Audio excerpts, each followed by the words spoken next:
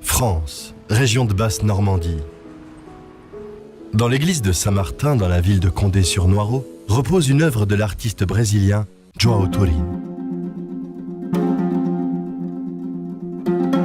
C'est une sculpture en pierre, bas-relief, conçue pour rendre hommage aux combattants de la ville, morts pendant la Première Guerre mondiale.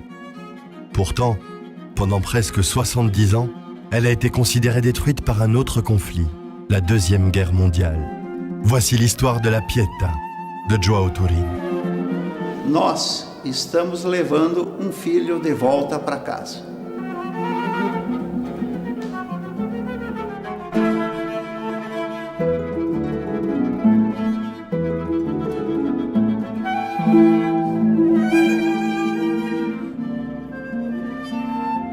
La Pietà fut sculptée par João Turin pendant les années où il vécut à Paris, entre 1910 et 1922, après ses études à l'Académie des Arts de Belgique. L'œuvre est un hommage aux combattants de la paroisse de Saint-Martin, morts pendant la Grande Guerre. On suppose que les noms ont été inscrits après l'arrivée à Condé-sur-Noireau.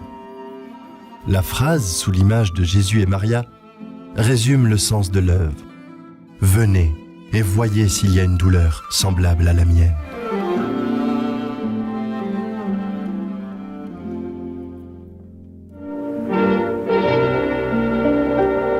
From Falmouth, from Portland, from Plymouth, from Weymouth, the ships depart. 6 juin 1944, D-Day, le jour J. Les Alliés commencent une forte offensive pour reconquérir le nord de l'Europe nazie. 6000 navires avec 150 000 soldats débarquent sur 5 plages de Normandie dans la France occupée.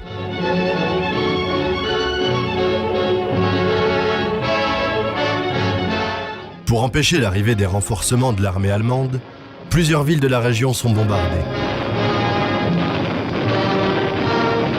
Il fallait qu'ils coupent les voies de communication de l'armée allemande.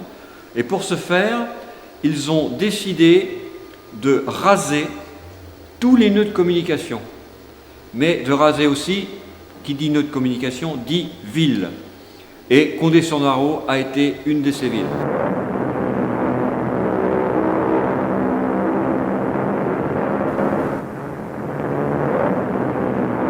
Durant plusieurs jours, Condé-sur-Noireau est soumise à 27 bombardements et 2 batailles d'artillerie.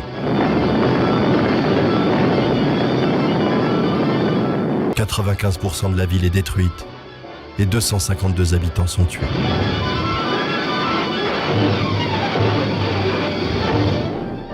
Au musée, qui raconte l'histoire de Condé-sur-Noireau, une maquette construite pendant 20 ans reproduit la ville avant les bombardements. On peut s'imaginer, si l'on regarde la maquette de Condé, que de l'église Saint-Martin à le champ de foire qu'on retrouve là-haut, tout est détruit. Tout ça est détruit.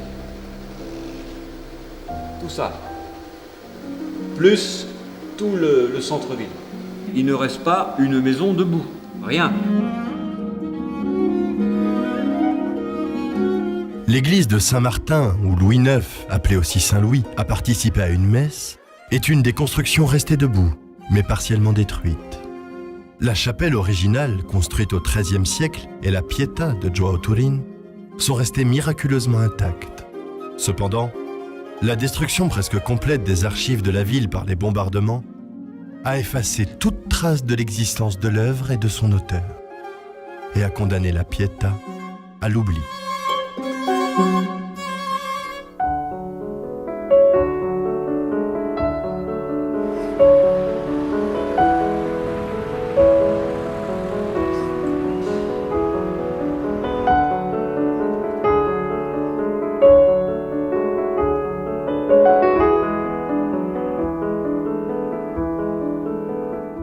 Pendant des décennies, on croyait que la Pietà n'avait pas résisté au bombardement. C'est seulement en 2013 qu'on a obtenu la confirmation que le mural de l'église de Saint-Martin était vraiment une œuvre de João Turin. Après l'identification, le prochain pas a été d'intégrer le monument au patrimoine de João Turin. En novembre 2013, le sculpteur Elvo Benito Damo est allé à Condé-sur-Noireau pour faire un moule de la Pietà, ce qui permettrait de reproduire l'œuvre au Brésil. Olha, essa obra é de fato bastante impressionante. Há contraste muito forte entre Cristo todo alquebrado e morto, em contrapartida a passividade e assimilação da dor que representa a face de Maria. À Condé, une hypothèse courante attire l'attention. Il est bien possible que João Turin se soit inspiré d'Isadora Duncan, célèbre danseuse à l'époque, pour sculpter le visage de la Vierge Marie. Isadora a vécu à Paris pendant la même période que Turin et a inspiré d'autres artistes comme Rodin et Bourdelle. L'hypothèse est renforcée par un événement tragique. En 1913, les deux fils d'Isadora Duncan meurent, noyés dans la Seine. Une douleur qui la rapprocherait d'une autre mère, Marie, mère de Jésus.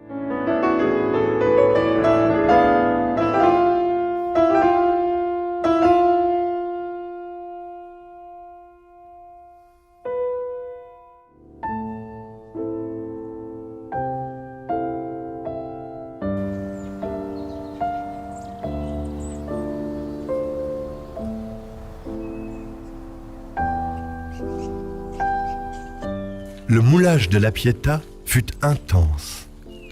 Il aura fallu 5 jours complets à Elvo Benito Damo et ses 2 producteurs assistants pour réaliser le travail.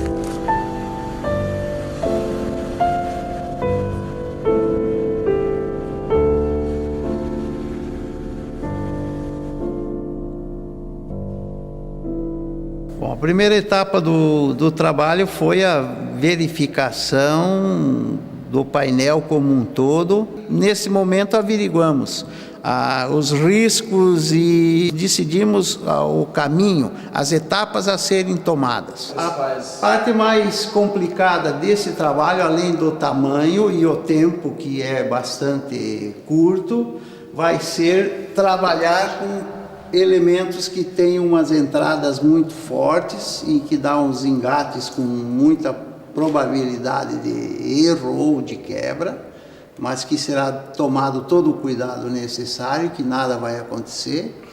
E a parte de Cristo, lado de lado, o rosto, que também tem uma parte que oferece um engate muito grande.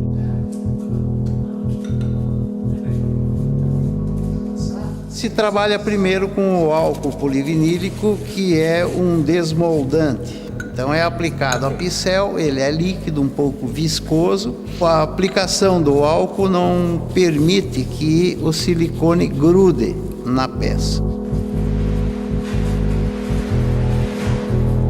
Terminado o álcool, passa-se a etapa seguinte, que é a aplicação do silicone. É um produto também que tem biocomponente, a base de catalisador e o próprio silicone.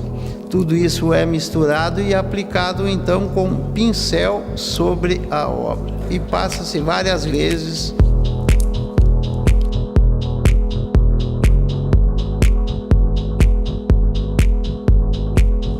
Entre uma e outra passada de silicone havia um longo tempo de espera. O dia sempre esteve frio, chuvoso, úmido, e isso fazia com que o silicone demorasse mais tempo para catalisar. No nosso caso, nós trabalhamos com 3 vezes a aplicação do silicone.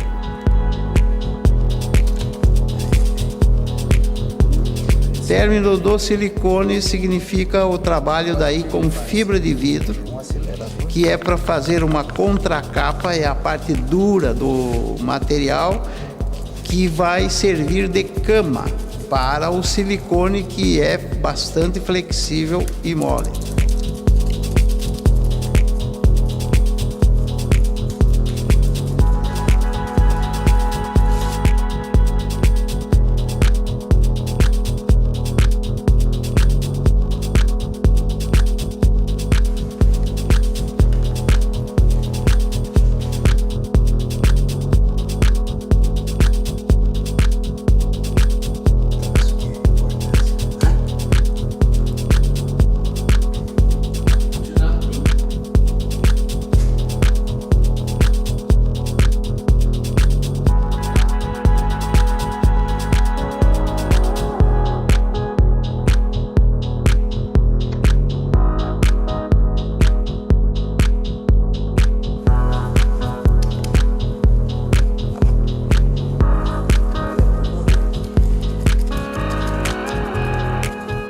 começamos então a desmoldagem, ou seja, a retirada do silicone de cima da obra. Fizemos o sentido inverso, começamos de cima e fomos descendo.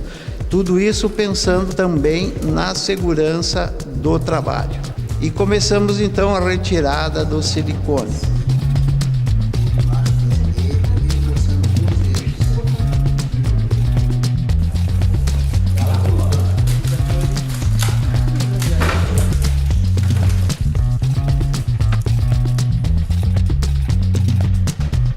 Daí tínhamos a última parte, que era realmente a mais difícil, a que oferecia mais risco no processo.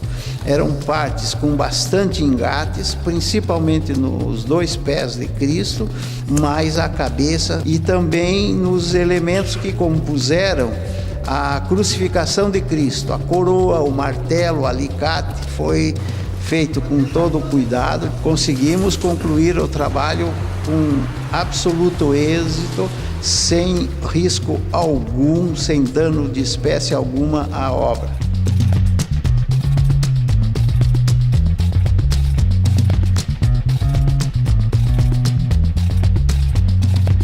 E comemoramos o êxito com muita alegria. Parabéns para vocês. Parabéns aí. Cavaleira. Parabéns. Parabéns. Vitória. Une fois fini, le moule a été envoyé au Brésil, ce qui a rendu possible la production d'une copie de l'œuvre.